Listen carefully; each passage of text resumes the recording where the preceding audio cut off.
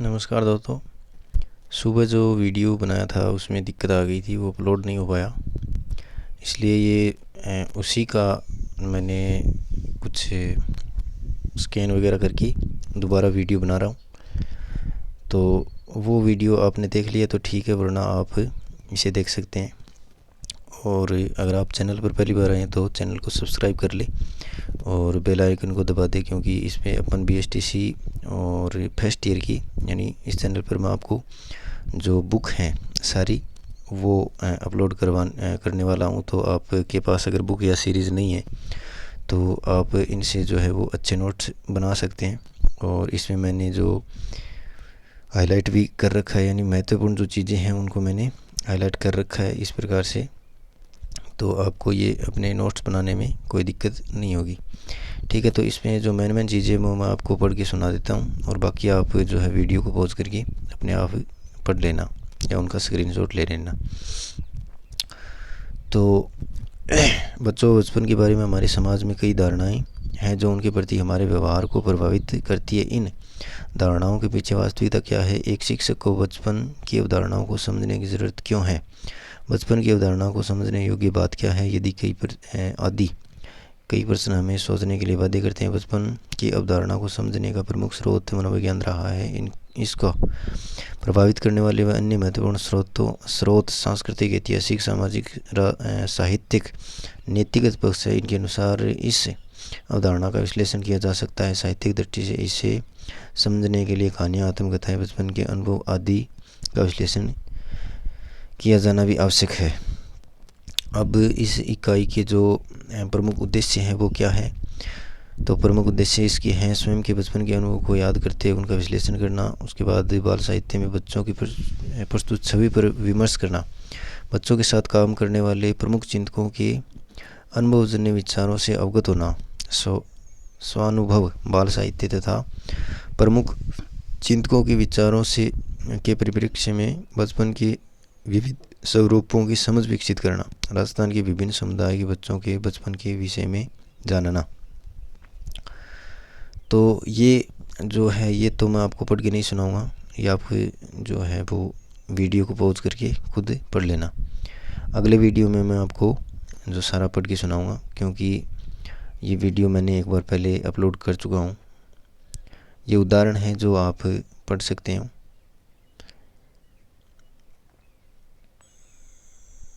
तो ये जो उदाहरण है इसके आधार पे हमें यही सीखने को मिलता है। यहाँ पे देखिए लिखा हुआ है, यहाँ पे लिखा हुआ है ये विश्लेषण का एक दिया हुआ है कि ये जो उदाहरण है इसका विश्लेषण है।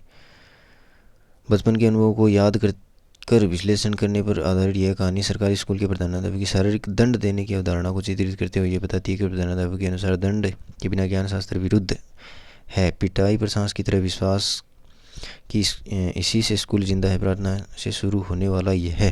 अनुभव बताता है कि कैसे बिना कारण ही बच्चे पिटते रहते थे। स्कूल कारागार से कम नहीं था, जो बच्चों को शिक्षा से विमुख करने में अहम भूमिका निभाता है। यानी ये जो ऊपर का उदाहरण है ये बताता है कि बच्चों को जो है पीटना नहीं चाहिए। इससे बच्चे क्या करते हैं कि स्कूल छोड़ देते हैं। उसके बाद में एक उदाहरण और दिया हुआ है। इस उदाहरण का मैं आपको जो विश्लेषण है वो बता देता हूँ। यह अनुभव पारिवारिक स्थिति के सामंजस्य को प्रदर्शित करता है, जहाँ पर संयुक्त परिवार में रहते हुए बड़े होने से नेतृत्व का गुण उत्पन्न होता है। यानी जो बच्चे संयुक्त परिवार में रहते हैं उनमें एक गुण यानी लीडरशिप, नेतृत्व का गुण आ जाता है, तो बड़पन भी आता है और भेदभाव होने की स्थिति में कुंठा को भी दर्शाता है। इसी प्रकार घर के बड़े सदस्यों का भय बच्चों को स्वतंत्र रूप से अपनी बात कहने के लिए बाधित करता है। यानी अपने जो माता पिता होते हैं वो बच्चों के साथ अगर उनको डरा कर रखते हैं तो बच्चे अपने माता पिता के साथ जो खुलकर बातचीत नहीं कर पाते। ये उदाहरण ये बताता है। तो नेतृत्व का गुण प्रकट होता है बड़पन, कुंठा, लाचारी यानी भेदभाव की स्थिति में, और पिता का डर, स्वतंत्रता और सीखना यानी अधिगम। उसके बाद अगला उदाहरण है जो आप वीडियो को पॉज करके अगर पढ़ना चाहे तो पढ़ सकते हो। इतना इम्पोर्टेंट नहीं है, यहाँ से क्वेश्चन नहीं आएगा, ये समझ विकसित करने के लिए। इसका विश्लेषण मैं बता देता हूँ। प्यार, भरोसा और आत्मीयता जो बच्चे का पढ़ने से नाता, यानी बच्चे के साथ अगर अपन प्यार से काम लेते हैं तो बच्चे हैं जल्दी सीखते हैं और पढ़ने में रुचि लेते हैं। वास्तव में शिक्षक का स्नेह व्यवहार बच्चे के लिए सब कुछ सहज बना देता है। जटिल और नीरस लगने वाला विषय भी बच्चे के लिए सरस बन जाता है। इसलिए शिक्षक तथा बच्चे के बीच प्यार भरा नाता होना ज़रूरी है। यह कहानी भी कुछ ऐसा ही संदेश देती है। यानी ये जो उदाहरण दिया हुआ है इसमें संस्कृत का एक टीचर है छेदालाल, जो पहले बच्चे के साथ कठोर व्यवहार करता है, तो बच्चा क्या है कि संस्कृत में रुचि नहीं लेता है। उसके बाद छेदालाल के टीचर बच्चा है उसके साथ दूसरे विद्यालय में हो जाता है और उसी के साथ ऐसा ही व्यवहार गणित का टीचर उसके साथ करता है। तो छेदालाल का जो बच्चा है वो विद्यालय छोड़ देता है। तब उसे इस बच्चे की जो असलियत है वो पता चलती है और ये इसे प्यार से फिर पढ़ाने लग जाता है। उसके बाद में अगला उदाहरण है जो आप पढ़ सकते हो। उसके बाद में ये मैं आपको पढ़ के सुना देता हूँ। बच्चों की छवि पर विमर्श बाल साहित्य के संदर्भ में। बचपन की अवधारणा में बच्चों की छवि के लिए स्पष्ट किया गया है कि बच्चा हर चीज़ को स्पर्श करना, उल्टना पलटना, दुनिया को समझना चाहता है, उसके बारे में बोलना चाहता है, सुनना चाहता है और हर बात को विस्तृत करना चाहता है, कल्पनाएं करता है। वह भी अपनी गति से आगे बढ़ना चाहता है। उसके व्यवहार के कारण उसकी विशेष पहचान होती है। बच्चे के द्वारा प्रदर्शित हाव भाव, आदतों, उनकी बात करने के तरीके, उनकी पहचान आदि से बच्चों की छवि के बारे में जाना जा सकता है। बच्चों की प्रकृति कई प्रकार की होती है, जैसे कुछ बच्चे आज्ञाकारी, जिज्ञासु, भोले भाले, चतुर, चंचल, परिपक्वता लिए हुए, नटखट, गुमसुम, बातूनी, मिलनसार, क्रोधी, हंसमुख, चुनौतीपूर्ण बच्चे, परिस्थिति चालाक, जिद्दी, कल्पनाशील, गंभीर, साहसी, डरपोक, नकलची, मुंडी, तार्किक, मनमोजी आदि हो सकते हैं।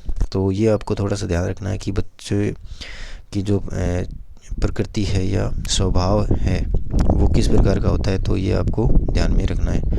तो आप इसे नोट कर सकते हैं। उसके बाद में ये एक उदाहरण दिया हुआ है कछुए की कहानी, खरगोश की। यानी एक शेर जो है जंगल में रोज़ जानवर को खाता है, तो जंगल के जानवर हैं ये निर्णय लेते हैं कि हम शेर को बुलाते हैं और शेर को बोलते हैं कि हम आपके पास रोज़ एक जानवर भेज देंगे, जिससे क्या है कि जंगल के जानवर हैं वो आप अनायास ही मार देते हो, उनको नहीं मारना पड़ेगा और आपका जो भोजन है उसकी व्यवस्था भी हो जाएगी रहेगी। तो इस प्रकार आप ये उदाहरण पढ़ सकते हो। इस उदाहरण से हमें क्या सीखने को मिलेगा? ये मिलेगा कि बच्चे अपने आसपास के परिवेश से स्वयं सीखते हैं। यानी जो खरगोश है वो एक बच्चा है। बच्चा सीखता है कि किस प्रकार अपनी समझ से किसी परिस्थिति विशेष का हल ढूंढा जा सकता है। यानी खरगोश जो है वो एक हल ढूंढता है कि शेर को किस प्रकार वो एक पानी के कुएं में गिरा देता है। बच्चे तर्कशील और बुद्धिमान होते हैं, वह समय, ज्ञान, स्थान का प्रबंधन करते हैं। बच्चा निडर है, यह तभी संभव है जब उसे खुलापन मिले। यानी बच्चा निडर कब बनेगा? जब वह उसे स्वतंत्रता मिलेगी। बच्चा निडर है, वह कल्पनाशील है, तो कल्पना कब करेगा? जब उसे खुला वातावरण मिलेगा। वह झूठ बोलकर भी जीवन बचाया जा सकता है। अब कुछ साहित्यिक अंश आ जाते हैं, ये भी आप अगर चाहो तो पढ़ सकते हो वीडियो को रोक के।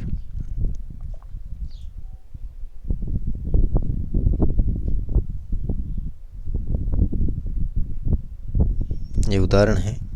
उदाहरणों को हम जितना ज़्यादा पढ़ेंगे तो पढ़ने में हमें आसानी हो जाती है। ये महात्मा गांधी का उदाहरण है। यानी महात्मा गांधी जो बचपन में स्कूल में जाया करते थे, तो उन्हीं से संबंधित है ये। दूसरा उदाहरण आ गया। उसके बाद जो मेन टॉपिक है वहाँ पे मैं आपको लेके चलता हूँ।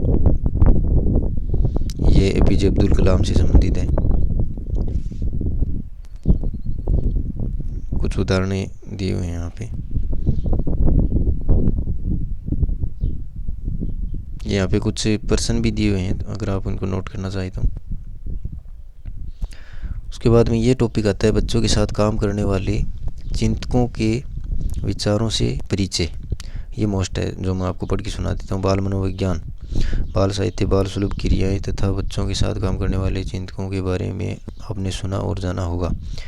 इन्हें चिंतक इसलिए कहा जाता है क्योंकि इन्होंने बच्चों के इर्द गिर्द रहकर प्रत्यक्ष अप्रत्यक्ष अनुभव प्राप्त कर उनकी प्रत्येक बात को, क्रिया प्रतिक्रिया को बड़ी गहराई के साथ आत्मसात किया तथा अध्ययन किया। इन्हीं बाल सुलभ बातों, अनुभवों, प्रश्नोत्तरों को बाल साहित्य के रूप में सर्जित किया।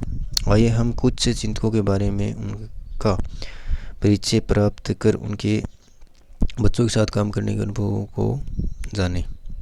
तो ये है गिजुभाई बधेका। जो मोस्ट है ये आप पूरा ऐसा कैसा अपनी कॉपी में नोट कर लेना या इनके नोट्स बना लेना।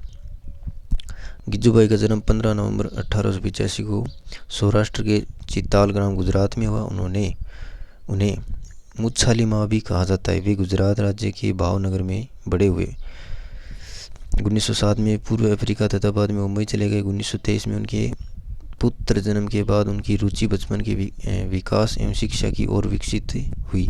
यानी वे अपने बेटे को देखकर और बचपन के प्रति उनकी रुचि बढ़ी। गिजुभाई पेशे से वकील रहे, परंतु मारिया मोंटेसरी के विचारों और विधियों से प्रभावित होकर वे बाल शिक्षा की ओर आकर्षित हुए। सन 1920 में भावनगर में बाल मंदिर नामक संस्था स्थापित की। सन 1925 व 1928 में उन्होंने मोंटेसरी सम्मेलन का आयोजन किया, जिसका ध्येय बच्चे और उनके बचपन के अहम बिंदुओं पर केंद्रित होकर बच्चों, उनके माता पिता और शिक्षकों के बीच बाल विज्ञान को जानकर व्यवहार में लाना था। अपने जीवन काल में गिजुभाई ने लगभग 200 पुस्तकों का लेखन किया, जिसके विषय बच्चे, शिक्षा, पर्यटन और हास्य था, परंतु उनका केंद्र बिंदु बच्चे, माता पिता व शिक्षक थे। उन्होंने बच्चों के माता पिता और शिक्षकों के बीच बाल मनोविज्ञान और अपनी बाल शिक्षण योजनाओं को पहचानने का अथक प्रयास किया। इस महान बाल साहित्यकार का निधन 23 जून 1939 को भावनगर गुजरात में हुआ। अब इनकी कुछ प्रमुख रचनाएं हैं वो देख लीजिए। दीवा सपन है, उसके बाद माता पिता के प्रश्न, प्राथमिक शाला में भाषा शिक्षण, शिक्षक हो तो, बाल शिक्षण जैसा मैं समझ पाया हूँ। तो ये इनकी प्रमुख रचनाएं हैं जो आपको नोट कर लेनी है। यानी इस जो वीडियो है, ये वीडियो इसमें आपको ये जो गिजुभाई है इनके बारे में और उसके बाद में बच्चों का स्वभाव कैसा होता है, ये 2 चीज़ें अपनी कॉपी में नोट कर लेनी है और इनकी ये जो रचनाएं हैं ये नोट कर लेनी है। बस इसमें यही मोस्ट है। तो उम्मीद करता हूँ आपको वीडियो पसंद आया होगा। इतना सा मैटर है, ये लगभग 1 पेज कॉपी का है, तो आप ये नोट कर लीजिएगा। और आगे जो 2 मनोवैज्ञानिक और बच्चे हैं उनके बारे में अगले वीडियो में आपको बताऊंगा।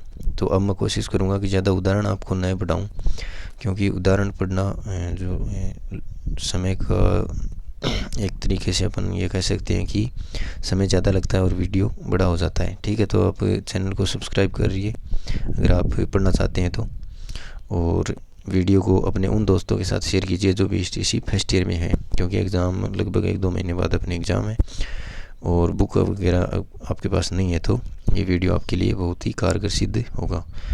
ठीक है, मिलते हैं किसी और वीडियो में। वीडियो पसंद आए तो वीडियो को लाइक ज़रूर कीजिएगा। धन्यवाद।